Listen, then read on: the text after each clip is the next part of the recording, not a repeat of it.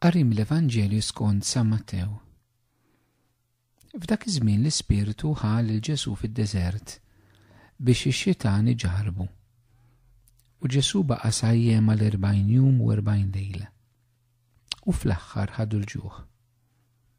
U resaq it-tentatur qallu: jekk inti bin Alla ordna li dan il-ġebel isir ħobs. Iżda Ġesu wieġbu hemm miktub: il-bniedem mhux bil-ħobż biss jgħix iżda b'kull kelma li toħroġ minn fom Alla. Imbagħad ix-xitan ħadu miegħu fil-belt imqazza. Qiegħdu fuq il-quċċata tat-tempju qallu: jekk inti bin Alla nixteħet għall-isfel għax hemm miktub li lill-anġli tiegħu jordnalhom jieħu ħsiebek u li fuq idejhom jerfawk ħalli ma taħbadx riġlek ma' xi ġebla. Qallu Ġesu: hemm miktub ukoll iġġarrabx il-mulejala tiegħek. Għal darba oħra x-xitan ħadu miegħu fuq muntanja għolja ħafna u rih is-saltniet kollha tad-dinja u l-glorja tagħhom qallu: dawn kollha nagħtihom lilek jekk tinxteħed tadurani. Imbagħad qallu Ġesu: itlaq xitan għax hemm miktub il-mulejala tiegħek għandek tadura u lilu waħdek taqdi. Imbagħad ix-xitan ħallih u minnu fih ġew xi anġli u kienu jaqduh. Dan l-Evanġelju eżisti li l-Knisja tħabbrilna fl-ewwel ħadd tar-Randan matul din is-senaqa. U Evanġelju illi biex nifhmuh iridu nifhmu daqsxejn ftit ukoll eżattament x'ġara qabel dan l-Evanġelju. Qabel dan l-Evanġelju, skużawni, Ġesu jirċiev il-mawdija fix-xmara Ġordan minn Ġwan il-Battista u hemmhekk il-missier jagħti kelma diretta lil Ġesu fejn jaffermah fl-identità tiegħu meta jgħidlu li huwa l-iben għażiż tiegħu. U allura eżisti wieħed mill-modi kif aħna nistgħu nħarsu lejn din l-esperjenza ta' Ġesu fid-deżert ittantat mix-xitan hija fid-dawl li Ġesu nnifsu jgħid fil-parabola ta' dak il-bidwi li joħroġ biex jiżra' iż-żerriegħa. U iż-żerriegħa li l-bidwi jiżra' propju matul li taqa' fil-modija hija dik iż-żerriegħa li l-kelma tinżera' imma jiġi l-asfur simbolu tax-xitan u jipprova jisraqa. U Ġesu waħda mill-affarijiet li nistgħu ngħidu li possibilment kienet tiġi ttantat fuqha hija wkoll din ir-realtà. Ġesu jirċievi kelma fix-xmara Ġordan u din il-kelma illi Ġesu jirċievi ix-xitan jipprova jisraq ilu.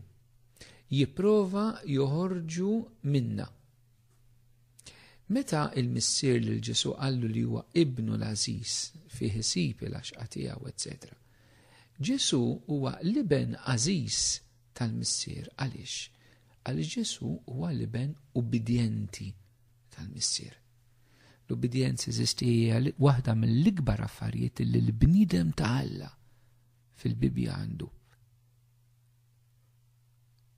Ix-xitan se jittanta lil Ġesu biex ma jkunx l-iben il-għażiż, imma biex ikun iben diżubbidjenti li ma jagħmilx dak li l-missier irrid minnu. Dan f'kuntrast tal-poplu ta' Iżrael li wkoll kien fid-deżert u hemmhekk ma kienx iben ubbidjenti ta' Alla. Anzi, wara li Mosè irċieva l-10 kmandamenti jinżel isib il-poplu jagħmel l-oġol. Ġesu fid-deżert ma jagħmel l-ebda oġol fis-sens ma jagħmel il-ħattu xejn idolu imma jżomm biss ir-rieda tal-missier għalih. Ġesu jgħaddi minn daw it-tliet tentazzjonijiet fejn bħala iben ix-xitan jittantah li ma jobbdix ir-rieda tal-missier. U allura Ġesu hawnhekk eżistieħi anke lilna qiegħed jurina it-tentazzjoni fundamentali li x-xitan jagħmlilna eżisti li aħna ma nkunux l-ulied ubbidjenti tal-missier. Hija l-istess tentazzjoni anke li kellhom Adam u Eva fil-ġnien tal-Eden. Eżisti. Illi ma kinux l-uliet ubidjenti tal-missier. Dan hu dak li jagħmel Ġesu li ben il-Aziz u dan hu dak li x-xitan prova joħorġu mir-rieda tal-għalih, mir-rieda tal-missier għalih, milli jkunu ubidjenti fidil għar-rieda tal-missier. U din hija t-tentazzjoni anke l-kbira li Ġesu jkollu fuq is-salib meta x-xitan moħbi fit-tentazzjoni li jagħmlulu il-persuni fil-ġejn is-salib meta l-Ġesu jgħidulu inżel minn hemm u aħna nimnu fik. Inżel mis-salib jiġifieri oħroġ mir-rieda tal-missier. Għax Ġesu aċċetta s-salib bħala r-rieda tal-missier għalih. Eżisti. U din hija l-ewwel talima li aħna nieħdu eżisti. Xitan ma jridniex inkunu uliet maħbuba. Ma jridx li aħna nkunu l-uliet ubidjenti tal-missier. Dejjem jittantana f'kollox biex aħna nagħmlu fattina, biex aħna nagħmlu l-pjan tagħna u mhux il-pjan tagħha. Tina l-ewwel ħaġa li aħna nieħdu minn daw it-tentazzjonijiet. It-tieni ħaġa li aħna nieħdu eżisti li Ġesu fid-deżert ma kienx waħdu jaffronti daw it-tentazzjonijiet. Imma Ġesu kien assistit mill-Ispirtu Santu. Il-Vanġelu hekk jgħidilna l-Ispirtu ħall Ġesu biex ikun imġarrab. Mhix xitan eżisti. U l-Ispirtu li ħall Ġesu fid-deżert. U l-Ispirtu ma talaqx lil Ġesu fid-deżert. Imma baqa' miegħu eżisti. U din hija t-tieni talima li aħna nieħdu li maħna biex nikkonfrontaw il-Satana, biex aħna nikkonfrontaw il-tentatur f'ħajjitna, aħna dan ma nistax nagħmluh bil-forza u l-qawwa tagħna, imma għandna bżonn il-forza u l-qawwa tal-Ispirtu Santu f'ħajjitna.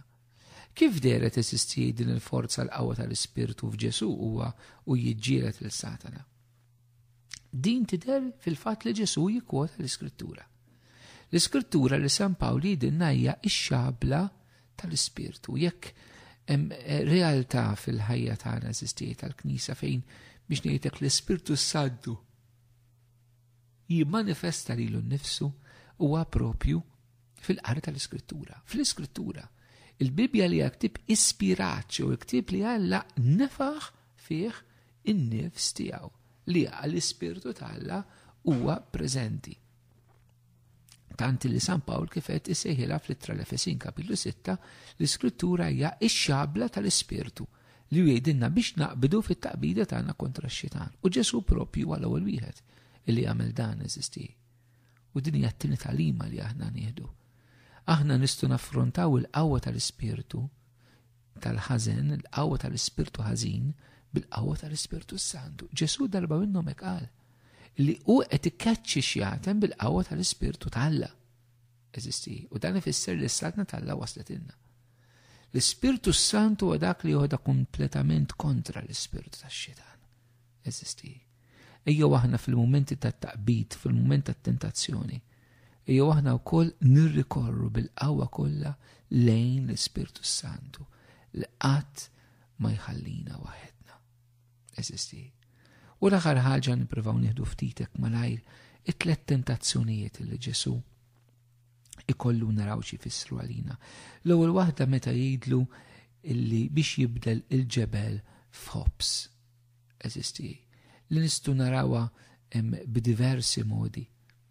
Waħed il-modi nistgħu naraw hija t-tentazzjoni tal-poter. Illi inti għandek l-awtorità uża biex takkomoda lilek innifsek, ibdel il-ġebel ġeħobs paxxi lilek innifsek. Imma Ġesu eżisti jurih ċar lix-xitan illi Ġesu le. Ġesu m'għandux il-poter biex jagħmel l-affarijiet għalih għall-kumdità tiegħu, biex ipaxxi l-nifsu mal-poter, biex jaqdi għax hu dipendenti mill-kelma tal-missier. Ma jużax il-qawwa li għandu kif iritu.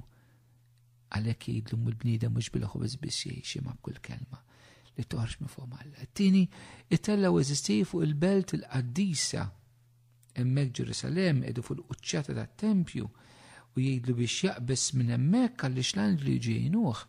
Hija t-tentazzjoni ta' dak li huwa spettakolari. Għamel xew u l-anġli jiġi jaqduk, iġbed l-attenzjoni kollha fuqek hija Ek din it-tentazzjoni li anke aħna eżisti fil-Knisja f'Ġerusalem fit-Tempju nistgħu nippruvaw nagħmlu show minna nfusna eżisti, ma nħallux l-attenzjoni vera fuq Ġesu. Apparti li jurina di tentazzjoni li xitan kapaċi ġiet tantana fit-Tempju tafux u anke fil-Knisja. U tielet tentazzjoni eżisti. Meta jidlu inżel adurani u natik din id-dinja kollha. Ix-xitan eżisti li anke lilna jipprova jrid ibellanna li jekk aħna naduraw lilu, jekk aħna nagħmlu l-ħażen u jagħtina l-ġid materjali. Eżisti, jagħtina l-lussu, jagħtina l-kumditajiet, jagħtik dak li inti trid, imma inżel aduraħ. Din hija tentazzjoni eżisti li tista' tuħu forom differenti, waħda minnhom hija l-korruzzjoni pereżempju. Li inti tadura l-ħażen biex int takkwista affarijiet materjali għalik. Kemm aħna rnoqdu attenti minn dawn it-tliet tentazzjonijiet fundamentali li xitan jipprovi jagħmlilna f'ħajjitna biex ma jħalliniex uliet maħbuba tal-missier, imma jagħmilna uliedu, uliet il-ħażen u mhux uliet il-missier tagħna. Maħna eżisti bil-qawwa tal-Ispirtu u bit-talba li tagħna Ġesu meta ngħidulu eħlisna minn kull ħażin qed ngħidulu eħlisna mill-ħażin, eħlisna mix-xitan. Naraq billi ngħid eġisti Ġesu għadda minn tentazzjoni biex jirbaħ il-Satana. Għaliex? Biex aħna nistgħu nieħdlu f'din ir-rebħa li Ġesu għamel fuq ix-xitan. F'kull tentazzjoni tagħna ejjew ninaqdu ma' Ġesu li rebaħ il-xitan u x-xitan infakruh li Ġesu rebaħlu u f'Ġesu aħna l-koll diġà rebbieħa. Jalla nibqgħu f'din ir-rebħa, ngħixu din ir-rebħa, niċċelebraw din ir-rebħa u jekk nagħmlu dan il-mulej jagħtina slim.